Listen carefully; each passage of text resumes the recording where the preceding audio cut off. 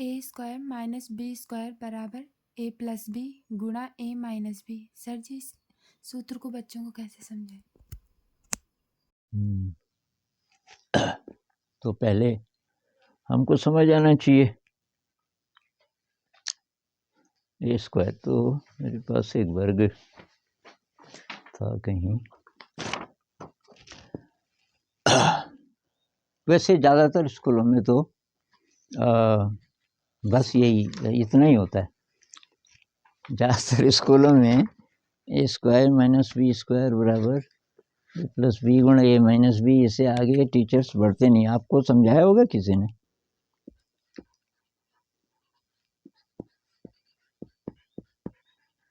ये जो सूत्र है ना,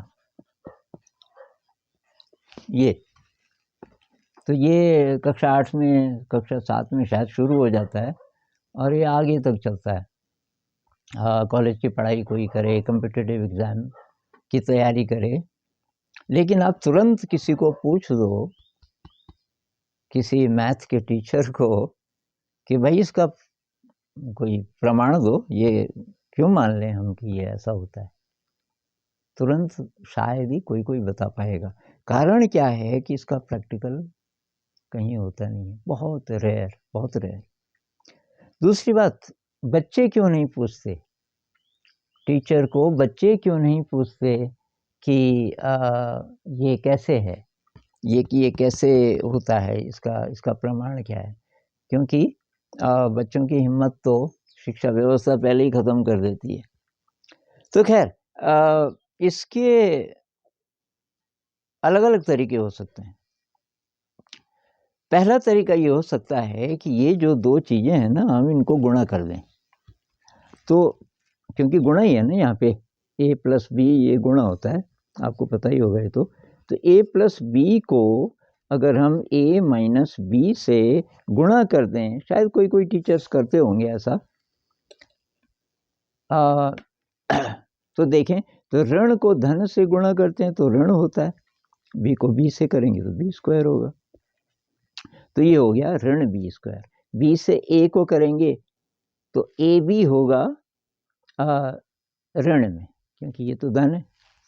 तो ये हो गया आपका ऋण ए बी। अच्छा जी, अब इससे तो हमने कर दिया, अब इससे इसको करेंगे। ये धन ए है, ये भी धन है, तो धन धन का धन होता है, और ए बी, ए गुणा बी, तो धन ए बी, और इससे इसको करेंगे तो ये होगा ए स्क्वायर, ए स्क्वायर, और धन में होगा क्योंकि दोनों धन है। इसको मैं यहाँ पे लिख देता हूँ, यहाँ पे जगह नहीं। अब इनको जोड़ेंगे तो ये तो है ए स्क्वायर, ये दो हो गए, ये दो हो गए, एक धन और एक ऋण, खत्म। ए बी में से ए बी गया, खत्म। तो बचा ये ऋण बी स्क्वायर, और यही लेफ्ट हैंड साइड है ना। ये हमने गुणा किया तो इतना आया। इतना ही भी कर दें तो बच्चे को कुछ तो समझ आएगा, लेकिन बहुत कम, बहुत कम। अच्छा, एक और तरीका हो सकता है कि ए स्क्वायर माइनस बी स्क्वायर की जगह हम अंक लिख दें। ए की जगह 2 लिख दो मान लीजिए, और ए की जगह 3 लिख देते हैं ए स्क्वायर, और बी की जगह 2 लिख देते हैं। तो ए स्क्वायर माइनस बी स्क्वायर का मतलब होगा 3 का स्क्वायर माइनस 2 का स्क्वायर, 3 का स्क्वायर माइनस 2 का स्क्वायर। कितना होगा इसका उत्तर? 3 3 9, 9 में से 2 दूनी 4 गया, 9 में से 4 गया, 9 में से 4 गया 5। तो 5 इसका इधर भी उत्तर आ जाए तो बन गई बात। तो ए स्क्वायर माइनस बी स्क्वायर बराबर क्या होता है? ए प्लस बी गुणा ए माइनस बी। ए प्लस बी करो, ए प्लस बी, 3 और 2 5, तो इसका मतलब हुआ 5।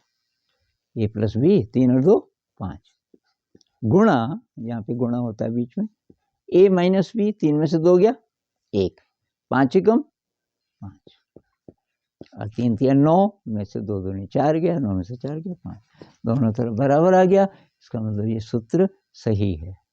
लेकिन ये दोनों तरीके भी बाद में आने चाहिए, और इन दोनों तरीकों से भी बच्चा उतना कन्विंस्ड नहीं होगा जितना तब होगा जब आप कुछ दिखा सकें, क्योंकि जब दिखता है तो ज़्यादा समझ आता है।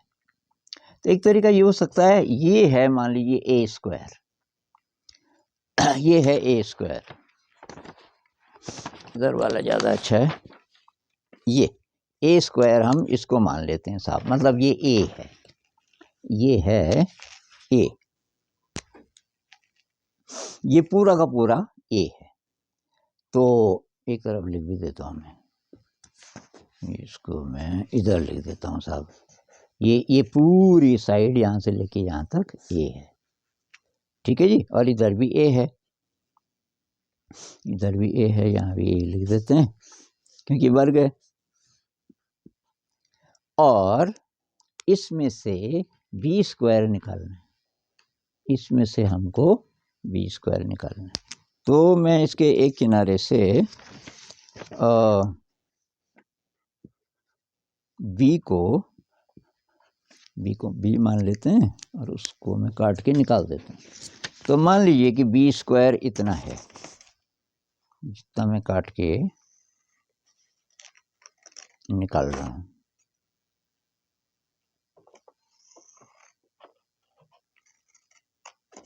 ये साहब बी स्क्वायर मैंने निकाल दिया, ए स्क्वायर था पूरा, उसमें से मैंने बी स्क्वायर निकाल दिया। तो ए स्क्वायर, इधर से पकड़ता हूँ, ए स्क्वायर था ये पूरा माइनस बी स्क्वायर बराबर ये उत्तर। ए स्क्वायर था माइनस बी स्क्वायर बराबर ये। अब ये कितना है, क्योंकि इसकी शक्ल तो थोड़ा गड़बड़ हो गई, तो इसको हमें व्यवस्थित करना पड़ेगा। तो इसको कैसे करें, कुछ सुझाव दो। इस पट्टी को मैं काट देता हूँ, इस पट्टी में ये कितना है, ये आपको याद है, ये कितना है, ये बी है, मैं लिख भी देता हूँ, ये था बी, क्योंकि हमने बी निकाला था उसमें से, तो ये बी है साहब, ये, और ये दूरी भी बी है, ये दूरी भी बी है। क्यों है भाई, अभी तो हमने निकाला ना, ये दूरी बी है, यहाँ से लेके यहाँ तक, ये भी बी है, तो लिख देते हैं। अब मैं इसको अगर काट दूं, अच्छा ये दूरी कितनी होगी, ये यहाँ तक ए था, इतना बी था, ये पूरा ए है और इतना बी है। दोबारा मैं लगा देता हूँ उसको। भाई देखो, यहाँ से लेके यहाँ किनारे तक ए है, उसमें से बी को मैं माइनस कर रहा हूँ, तो ये क्या बचेगा, ए माइनस बी, ये बचेगा ए माइनस बी, ये दूरी है ए माइनस बी। अब मैं इस पट्टी को काट रहा हूं,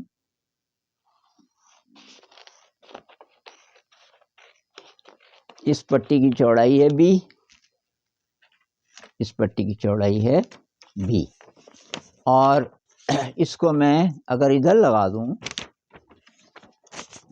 इसको मैं इधर लगा दूं, छोटा दिख रहा है, ये बी है, इसकी चौड़ाई है, तो यहां तक ए है, यहां से लेके यहां तक, और यहां से लेके यहां तक कितना है, बी, ये है ना। तो यहां से लेके यहां तक कितना हो गया, ए प्लस बी, और यहां से यहां तक कितना है, ए माइनस बी। तो इस आयत का क्षेत्रफल कितना हुआ, ए प्लस बी गुणा ए माइनस बी, लंबाई गुणा चौड़ाई होता है, तो ए प्लस बी गुणा ए माइनस बी। तो ए स्क्वायर माइनस बी स्क्वायर बराबर ये जो बचा था, ये है ए प्लस बी गुणा ए माइनस बी। इसको तुरंत समझ नहीं आएगा बच्चों को, पर 2-4 बार अगर आप करेंगे तो अच्छी तरीके से समझ आ जाएगा। आपको समझ आए? ठीक।